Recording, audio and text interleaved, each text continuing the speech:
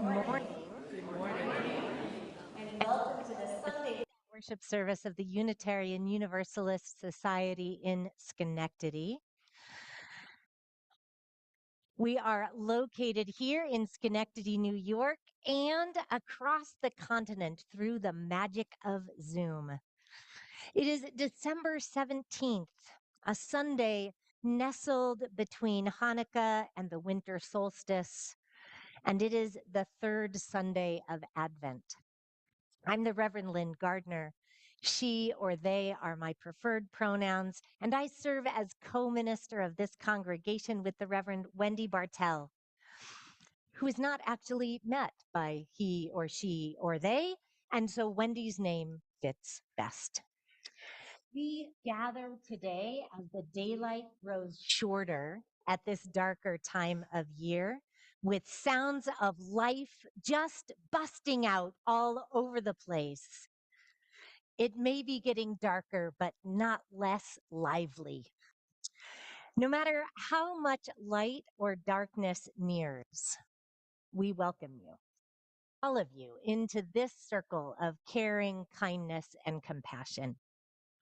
We welcome you, all of you, into this circle of diverse peoples, differing theologies, and divergent life journeys, whose stories we may or may not have heard, whose identities we may or may not see, whose challenges we may or may not know. So let us be forthright and generous with our love and tender with our caring. Today, we celebrate the winter solstice, the coming winter solstice this week. The word solstice comes from two words in Latin, sol, which means sun, and sistere, which means to stand still or stop. Over the next few days, the noon point of the sun will seem to be in nearly the same place in the sky and rise a bit later and set a bit earlier until Thursday at 10:27 p.m. here in the East, where we live. From that point on, we will slowly gain a bit more daylight, and the sun will seem to be rising slightly higher in the sky as we make our way around the sun. Many generations ago, before people had developed science and understood the Earth's journeys, people were afraid that the sun was leaving or dying, and they created rituals and festivals to invite the return of the sun. Today's service will include some of the earth-centered spirituality practices and some that are specifically Unitarian Universalist. Often at the beginning of earth-centered rituals, we call in the directions and cast a circle. Because our kids and teachers will be going to classes, we instead referenced the directions in the chalice lighting words. For those of us who tend toward pagan, Wiccan, Druid, earth-centered spirituality, we know that the elements of the air for the east, fire for the south, water for the west, and earth for the north, along with guardians of above, below, and within, are with us always, whether we invoke them specifically or not. Perhaps you might notice the way that these energies of these directions are present with us in the service and throughout the coming days. Later in the service, there will be some time for drumming. Lois, Beth, and I will gesture to you to come down front to the first couple of benches to drum. If you brought your own instrument, you can stay right where you are or come closer, totally up to you. We brought some instruments from home to share, and our music director, Maria Elmer, was able to borrow some from the school that she works at. So when we get to the drumming, you're welcome to come down and try out a drum.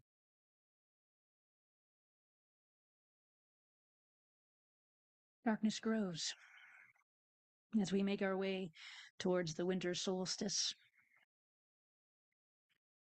The pressures of the holidays can sometimes feel like too much.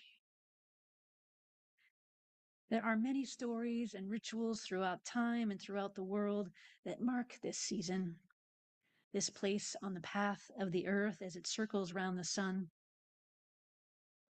The stories, of course, take on slightly different meanings and themes and practices based on their origin. Those near the equator from indigenous peoples are different from those of the ancient Celts, which are different from those in Australia, which are different from those in the southern or northern parts of Africa or the Middle East. Many of the stories of ancestors in Celtic and pagan traditions speak of these days with growing worry. The sun was rising less and less high in the sky, and it was getting colder. The people worried whether the sun would survive, wondered what they could do to coax the sun to stay in the sky longer. As a person who finds sense and meaning, literal grounding in the cycles and the seasons and the spiritual nourishment from the beauty of the earth, I long for a time to slow down at this time of year, to rest, to be a bit dormant like so many plants and trees, preparing for a long winter's nap. Yet our culture winds up. We put up lights and light candles and have festive gatherings and shop and buy and gift one another. And one of my favorite things to do at this time of year is to sit in the dark and the quiet near our holiday tree. I have done this since at least high school. That's as far back as I can remember doing it, trying to find some peace amidst the chaos of adolescence, the chaos of life as an adult. With the hyper-commercialism of the season, I wonder, what resources do we really need? And what might we make space for in this time of waiting as we honor Advent, in this time of wisdom as we honor Bodhi Day, the birth of the Buddha, this time of miracles as we honor Hanukkah, this time of journeys as we honor Las Posadas, this time of sacred darkness of the solstice, and the time of holy births foretold of Christmas. It can be very hard to find time in this season to just pause and reflect, let alone choose to engage in a spiritual practice or to go for a walk or to work out or whatever it is that's going to nurture ourselves. And yet, it's exactly what we need.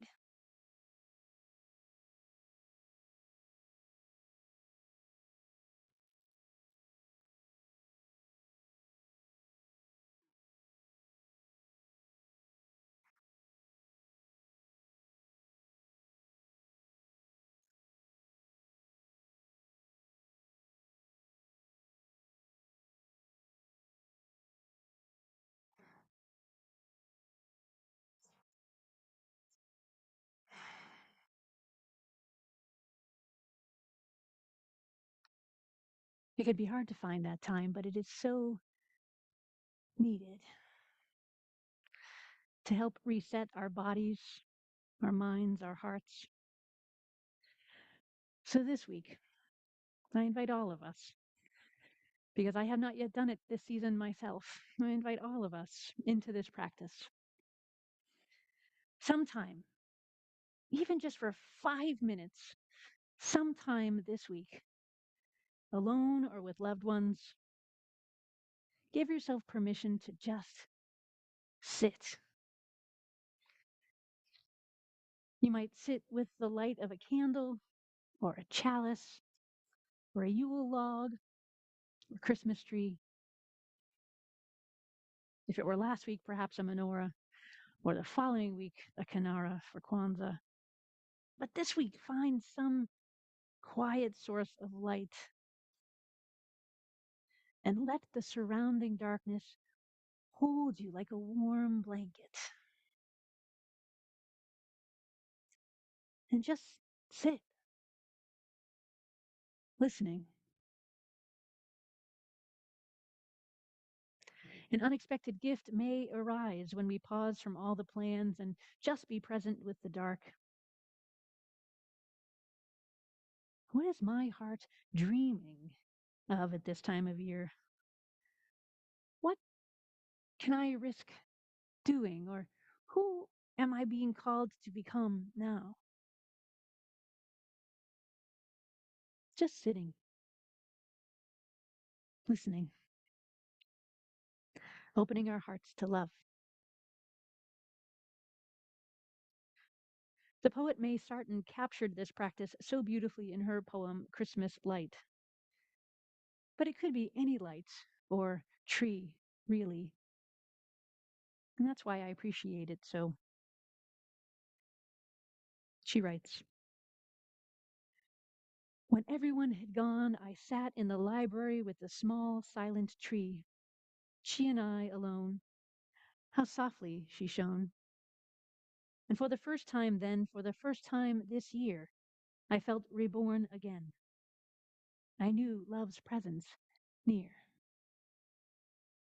Love distant, love detached, and strangely without weight was with me in the night when everyone had gone.